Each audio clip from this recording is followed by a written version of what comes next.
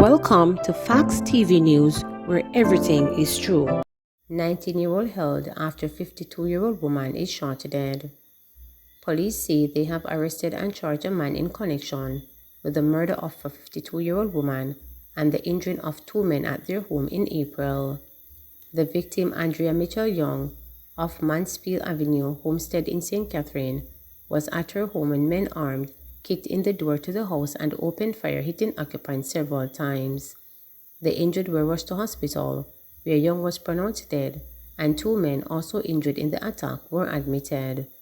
Police said a probe was launched, and a 19-year-old man was held several weeks later.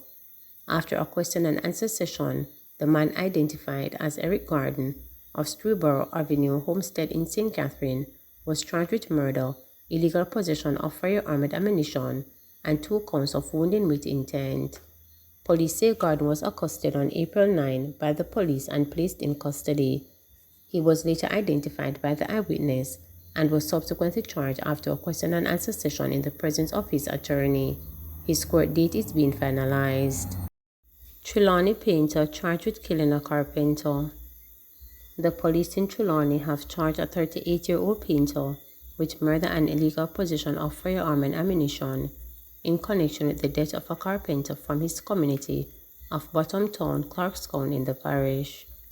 The carpenter, 41-year-old Moses Garden, was shot dead at his home in Bottom Town on April 29. The accused painter is Orville Brown, otherwise called Hagler. Reports from the police are that about 11:16 p.m., Garden was at home with relatives when two men wearing masks kicked in his door and entered the house. One of the men brandished a handgun and fired several shots, hitting Garden in the upper body. The attackers reported the escape on foot. Garden was taken to hospital where he was pronounced dead. Brown was subsequently arrested and charged after a question and answer session. His court date is being finalized. Cop fires warning shots after shuffle at Westmoreland protest.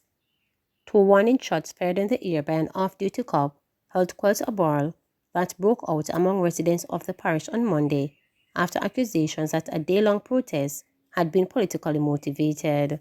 The protest, which began about 6 a.m., was staged to call attention to the shoddy roads on the road from Whitthorn to Darlistan, which residents said have frustrated them for years.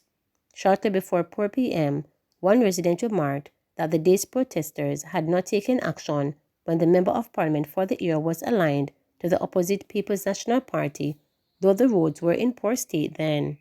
Stones, a power saw and a machete came into play as the individual who made the comment was set upon by some of the angry mob.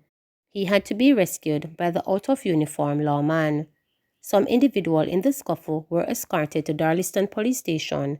Others had made themselves scarce as stones flew through the air.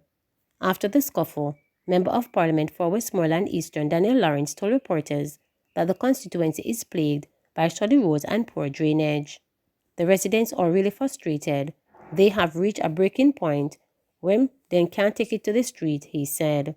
While we would have preferred that there has been no protest, he said, he was of the view that residents believe this line of action will yield positive results. He assured them the roads will eventually be fixed. However, he stressed that only patching will be done in the near future. He asked them to be patient.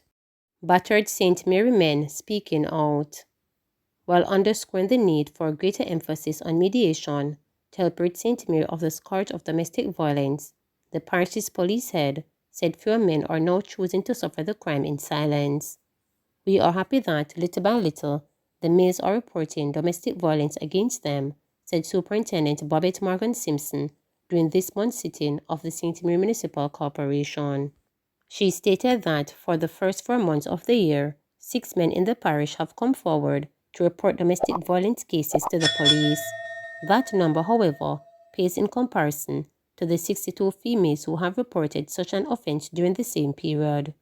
We really have to do more mediation. I would love all the stakeholders to help us in this regard.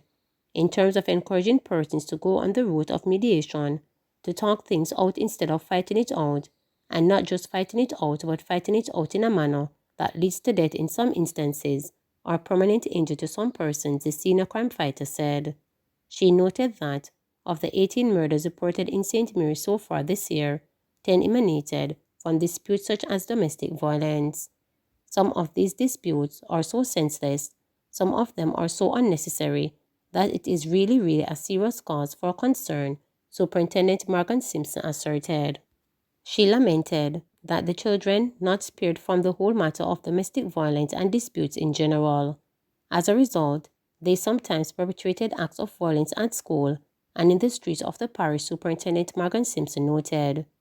We have been doing the school patrols, and we have been trying to settle disputes when they are happening on the streets.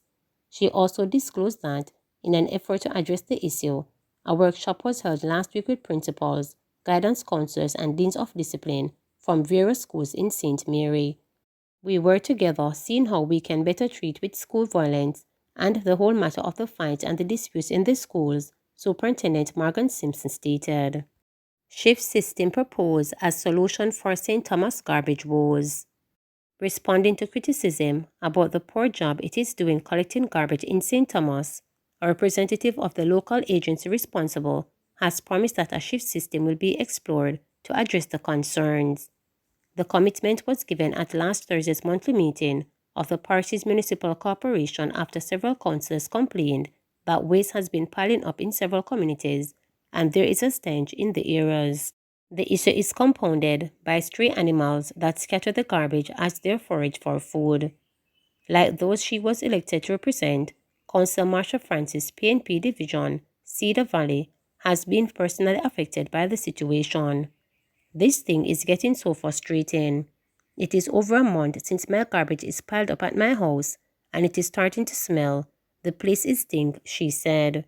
She believes that enough is not being done to remedy this situation. John Lee, Jamaica Labour Party Yellows Division, complained that there has been a major backlog in his division for 3 months. I built a large skid in my division and it's a disgrace to see the area become a dump site instead of the holding area. People have to be putting garbage around the skid, he said. He added that a skid in the Longwood area hasn't been clearly for the past 6 months. The councils are recommending that the Metropolitan Parks and Markets MPM Waste Management Limited designates a week to clean the parish by bringing in dumper trucks to assist in the cleaning process. I normally have 1 5-gallon drum at my gate and I had to buy 2 more drums to make it 3, and when I was leaving my home this morning, they were all filled, said Councillor Herbert Williams, PNP, White Horses Division. He is of the view that the situation in the parish has now reached emergency levels. For Mayor Michael Hugh, JLP, Port Moran Division, the Morant Bay Market has his major concern. Pointing out that it generates a lot of waste, he asks that its garbage be collected twice per week. MPM's Acting Regional Operators Manager, Nigel Gooden, explained that inefficiencies being experienced in garbage collection across the parish stem from a lack of resources needed to carry out the agency's functions. We did get a lot of waste outside the parish, but we still have a significant amount left. Travel distance and the road condition continues to create some challenges for us. However, we're trying to get back on schedule, said Gooden. The challenge ahead of us is daunting, but we're asking the residents to bear with us, he added. His proposed solution is to have 2 drivers. One will cover the day shift and the other will work at nights. The plan is to have nighter clean-ups where the town centers will be cleared and the community garbage will be collected during the daytime, he explained. Mayor Hugh said he is expecting to see improvements in the coming weeks. Attractions continue to be major pull factors, says Holness. Prime Minister Andrew Holness says Jamaica's attractions, including the iconic Sangster International Airport in Montego Bay, St. James, continue to be a major pull factors in bringing more visitors to the island. In a release, Holness, who completed a recent tour of Western Jamaica, where he opened a new fire brigade station in Montego Bay and visited the Sangster International Airport to inspect ongoing infrastructural development, said the country's tourism future stands on the cusp of greatness and that all stakeholders should be commended for their gallant efforts in keeping the industry afloat throughout the COVID-19 pandemic. The Prime Minister said that it is against this background that he is impressed with the massive expansion work being carried out at the airport, adding that on completion, it is bound to be on par with any world-class facility. What I know about Sangster International Airport is that it is not just an airport, but it is an iconic symbol of Montego Bay. It is an attraction in and by itself, said Holness, using the opportunity to urge Jamaicans to continue to protect the tourism brand. He noted that tourism is one of the country's main engines of growth and labeled it an industry that has consistently demonstrated a high level of profitability and dependability. There is no question in my mind that the future of Jamaica is a bright one, and to the point where the country can attract far more visitors than those who are presently coming, Holness noted. The only reason why we don't have more people coming in is because of our own issues. The capacity of our airports and cruise ports, once we increase those capacities, increase our security, increase the social intelligence of the population, to treat with an influx of new business and new people coming in, we will have us a wonderful Jamaica, the Prime Minister added, while highlighting the value-added nature of community tourism, where visitors are offered the opportunity to explore Jamaica safely, to visit villages, communities, and interact with locals, as something we would love to see increase. In the meantime, the runway extension work at Sangster International Airport has commenced.